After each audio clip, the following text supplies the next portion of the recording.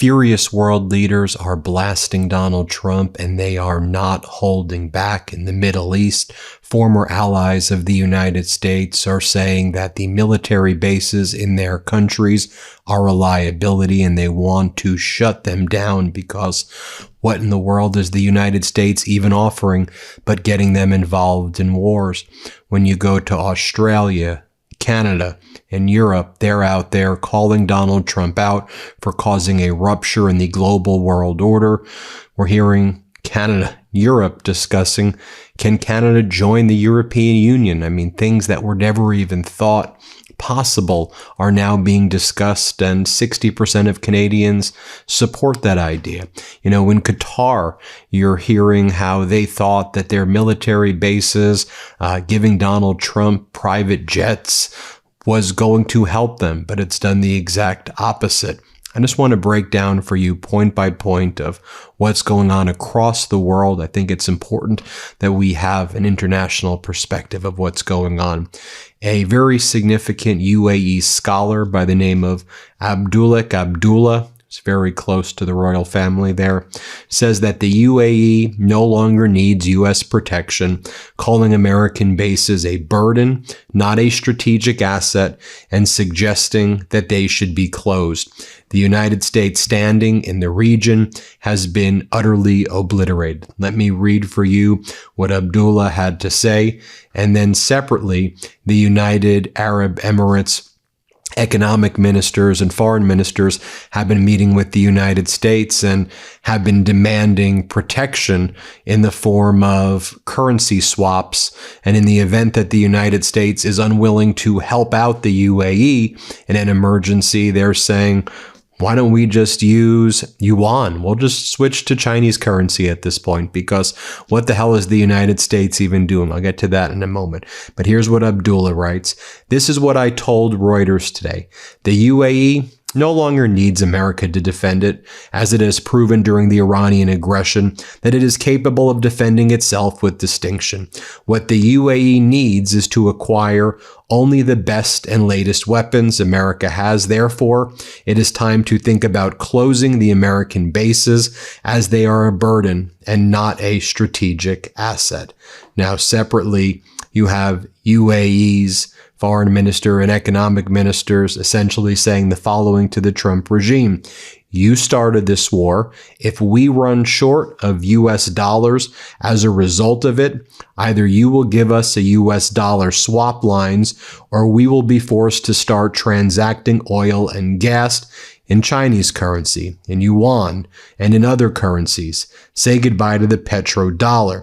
They have also argued that it was Donald Trump's decision to attack Iran that entangled their country in a destructive conflict whose effects may not be over. Some of the officials said Emirati officials told the U.S. officials that if UAE runs short of dollars, it may be forced to use Chinese yuan or other currencies for oil sales and other transactions. Some of the officials said, in that scenario is an implicit threat to the U.S. dollar, which reigns supreme among global currencies, partially because of its near exclusive use in oil transactions. So when we see this photo of Treasury Secretary Scott Bessent meeting with the UAE's Minister of State for Financial Affairs, Mohammed bin Hadi Al Husseini, to discuss, quote, the ongoing economic financial cooperation between the United States and the United Arab Emirates, it's the UAE saying they're about to abandon the dollar and adopt the yuan as more of their go-to currency if the U.S. does not basically agree to bail them out. So I just want you all to remember the currency swaps that were taking place with Argentina, $40 billion bailouts for Argentina. Donald Trump's America First, which is America alone, means bail out everybody else while the American people suffer. I also note the following, and this was, I think, a very significant article from the New York Times that came out yesterday. In Qatar, trapped between the U.S. and Iran, war forced a reckoning. The uncomfortable realization that Israel appears to have more influence over Mr. Trump's decision than Gulf leaders do has reverberated throughout Gulf royal courts, analysts say. There was a big conference as well that took place in Turkey with Gulf states in the past 48 hours or so. It was a multi-day conference where the theme that we heard over and over again, the U.S. security umbrella no longer exists. The U.S. has demonstrated how weak it is. The promises of these security guarantees was not delivered by the United States. There needs to be stronger Gulf cooperation. And at this point, the Gulf states need to look elsewhere. Not to say fully abandon the United States, but really start to look closer at China and other allies. I mean, Ukraine as well, signing 10-year deals with lots of Gulf states for security protection in the absence of a U.S. security umbrella. Even the best weapons, the most advanced in the history of mankind, humankind, under the control of Donald Trump, a weak and pathetic individual, utterly collapses. Let me share this with you because I think it's very powerful. It says, to grasp the global collateral damage from the U.S.-Israeli war with Iran, consider the Persian Gulf nation of Qatar, a close U.S. ally and longtime mediator between Washington and Tehran. Qatar's government sought to avert the war. When that failed, Qatari officials warned of the dangers of a prolonged conflict. Resource-rich Qatar nonetheless faced more than 700 Iranian missile and drone attacks, which have targeted Gulf countries that host American military bases. These attacks forced Qatar to suspend natural gas production, which generates its vast wealth and normally accounts for a fifth of the global supply. It was one of a number of disruptions by the war that sent economic shockwaves around the world. As it takes stock, the Qatari government will be forced to swallow a bitter pill, analysts say. Neither its strong ties with the United States nor its cordial relationship with Iran have spared it from pain. The war has caused a state of, quote, strategic shock for Qatar and its Gulf neighbors, said Rashid Al-Mohandi, the vice president of the Center for International Policy Research, a think tank in Qatar. There was an assumption that such a big move in the region, like starting a war with Iran, would at least happen in consultation with the Gulf, he said. We thought we had a better working relationship with the United States, he said. At the same time, he added the level of Iranian aggression on our capital and our cities and on our infrastructure has been just crazy. So while many Gulf Arab countries have historically had antagonistic relationships with Iran, Qatar, along with Saudi Arabia and the UAE, have invested considerable capital in building warmer ties in recent years. And then separately, that they thought that by buying Donald Trump a Boeing 747 jet and engaging in all of these quid pro quos was going to help them, but it did not. Donald Trump did not even alert them when the war was going to take place. He and Netanyahu just went it alone. Now look, this is super important. If you used Medicare.gov to get Medicare Advantage Plan information, you may want to double check your plan. The provider directory had inaccurate information on it, and it's possible you signed up for a plan that doesn't actually cover your existing doctors. Listen, folks, it's easy to choose the wrong Medicare plan, and unfortunately, Medicare mistakes can cost you thousands of dollars. That's why we partner with Chapter. When you need to choose a Medicare plan, call them. They're the only national advisor that compares and recommends every Medicare plan across Medicare Supplement, Medicare Advantage, and Part D. And they've helped people save over $1,100 on healthcare costs. In fact, they've helped hundreds of you in the MeidasTouch community save thousands and get better coverage. These guys won't push you to buy a plan you don't want to, and their support is completely free. So if you're on Medicare or will be soon, call them at 82 Medicare. They'll help you understand enrollment options and find ways to save on your healthcare. Again, call them at 82 Medicare. Now, Professor Morandi of Iran, who travels with Iran's negotiating team in connection with the very weak, if non-existent, purported ceasefire at this point. Professor Morandi issued the following warning on behalf of Iran to these Arab nations, to these Gulf states. leave the UAE, Bahrain, Saudi Arabia, Qatar, and Kuwait immediately. Iran will retaliate, destroying everything. These regimes are guilty partners in the genocidal Epstein coalition and won't be forgiven. The rising temperature in the Persian Gulf will soon make them uninhabitable.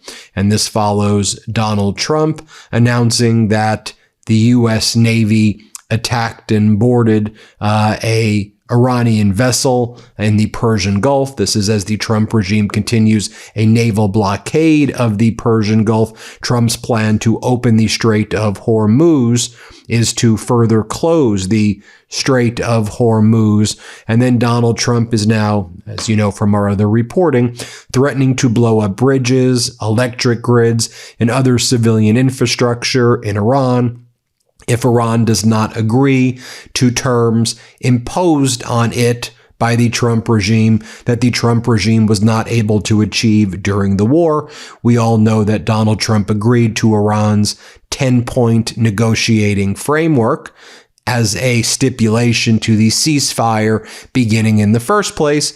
And then when the first negotiation round took place in Islamabad, Pakistan, the Trump regime said, oh, we're not following the 10-point framework that Iran put forward that we previously agreed to. If you don't accept our terms, Iran, we're going to kill the negotiators and we're going to blow you up and send you back to the Stone Age, to which Iran said, those threats don't scare us. You've tried to do that before in the war. The reason we're here having negotiations in the first place is because you set a arbitrary deadline where you said you would destroy the Iranian civilization. When the deadline arrived, you panicked, Donald Trump, because you weren't going to meet the deadline. So you begged Pakistan to facilitate a ceasefire with Iran by agreeing to their 10-point plan, only to renege on the framework. And now we're back in this situation where you just continue to keep on threatening Iran that you're going to blow them up and destroy them in negotiations, which is not really a way to negotiate at all. Now, it should also be noted that Ukrainian President Zelensky announcing the security guarantees that Ukraine is now providing to these Middle East nations. Zelensky wrote the following yesterday: we have already reached 10-year agreements with 3 key countries, Saudi Arabia, UAE, and Qatar. We already have requests from 11 countries, the Middle East and the Gulf. Plus, we're also gradually turning our attention to the Caucasus. Within the drone deal, there will be at least 10 different agreements covering various categories of Ukrainian weapons exports. Co-production is planned. The construction of our production lines, both in Ukraine and in other countries. New technologies that we are developing jointly with various countries in which they are investing. There is also an agreement on annual funding for a specific amount, along with a fixed number of years.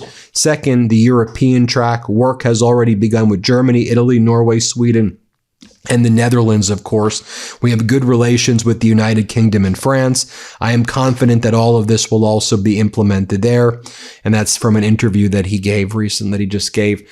While that's taking place, you have the Trump regime continuing to extend the removal of sanctions on Russian oil. Remember, the Trump regime said last week they were not going to extend the removal of sanctions from Russian oil. No way, they said they would do that. But now they did that. Why? Because Donald Trump, in my opinion, always sides with Putin. In my opinion, Trump is a Putin bootlicker. He's pathetic when it comes to Putin and so many other things, mostly everything. And that's what the Trump regime is doing right now. You know, we're seeing as well European allies, allies in the Gulf states and others. I mean, they see what a pathetic negotiating team that Witkoff and Kushner are, and they see them just as proxies as Netanyahu also. And also, these are two individuals that don't know anything about international diplomacy. Witkoff, like a loser real estate guy. Kushner, Trump's son-in-law, loser guy who had to get bailed out by Qatar in like his first real estate project with daddy's money. I mean, these are losers. These are loser human beings. And They don't know about nuclear material. They're like cosplaying, and they're bad at cosplaying. And so European allies and Gulf state allies, or former allies, I should say, fear an inexperienced U.S. negotiating team is pushing for a swift headline-grabbing framework deal with Iran that could entrench rather than resolve deeper problems. Diplomats with past experience dealing with Tehran said they worry Washington, eager to claim a diplomatic win for Donald Trump, could lock in a superficial agreement on Iran's nuclear program and sanctions relief, then struggle through the months of years of technical complexity following the talks. The concern isn't that there won't be an agreement, said a senior European diplomat, one of 8 who spoke with Reuters, who have previously worked on the nuclear file or continue to do so. It's that there will be a bad initial agreement that creates endless downstream problems. But I think, add to that, it'll just be these fake deals. Donald Trump will claim that there's agreements and there are all of these things. There won't be anything written down. There won't be terms. And like right now, the oil shock is massive. The Strait of Hormuz is closed. No ships are leaving through the Strait of Hormuz right now.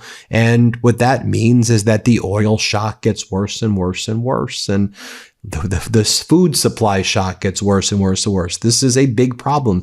As Phil Stewart explains from Reuters, the world has lost already over $50 billion worth of crude oil that has not been produced since the Iran war began nearly 50 days ago. And the aftershock of the crisis will be felt for months and even years to come, according to analysts and Reuters calculations. It's a big, big, big problem. But you know what the Trump regime's focused on? It's stuff like this. Syrian billionaires needed a favor in Washington. They invoked the Trump name. It's a Syrian billionaire family called the Kayats, and they wanted to get sanctions removed from Syria so they could build real estate projects. And as this New York Times article explains, they got the Trump regime to give them everything they wanted by promising Trump resorts in Syria and Trump golf courses in Syria. And they worked with a MAGA Republican Congress member by the name of Joe Wilson. And it was the Congress member who proposed to the Kayats in South Carolina. He's like, hey, why don't you do a golf course for Donald Trump? I think that'll help get rid of some of the sanctions so you can build these projects and get these tens of billions of dollars in government contracts that Syria is now offering, by the way, which is being funded by the United States, either directly or indirectly as well, in my opinion. And the Kayats are like, great idea with the Trump golf course in Syria, but we're going to do an entire Trump resort over there, and then we'll get what we want. And that's what happened. That's the way the quid pro quo worked right there. I'll leave you with this from Finland's President Alexander Stubb. Two points I want to bring up. First, the idea of Canada joining the European Union. Here's what Stubb had to say. Let's play it. I think Canada, in terms of its hold, composure, its value base, is so close to the European Union that the least we can do is to forge a really close strategic partnership. And what that then leads to in the end with the EU, which started as 6, ended up with 28, then after Brexit with 27. I don't know. I can envisage a much larger EU. Whether Canada is a part of it or not is up to Canada to decide. And then here he says, I don't think America is President Trump. I see a distinction between the United States and Trump. And he said, that's why my hope is that our relationship with the U.S. will be enduring, even if Donald Trump is behaving this way. Let's play this clip. I don't think that America is President Trump. I mean, President Trump is the president of America. But America has many different. Millions of Americans voted for him. That's part of democracy as well. And in democratic elections, you don't always get what you want. But I want to live with the reality that I think the transatlantic partnership, the relationship between Europe and the US, and of course Canada, is super important. So I don't want to throw the baby out with the bathwater. Well, there you have it, folks. A lot of info I know I'm giving you, but it's important. This is important stuff that we got to focus on everything that's happening. Hit subscribe. Let's get to 7 million subscribers. We appreciate you so much for watching. Have a wonderful day. Thanks for watching. Be sure to add the MeidasTouch podcast on Apple Podcasts, Spotify, or wherever you get your podcasts for new updates every single day.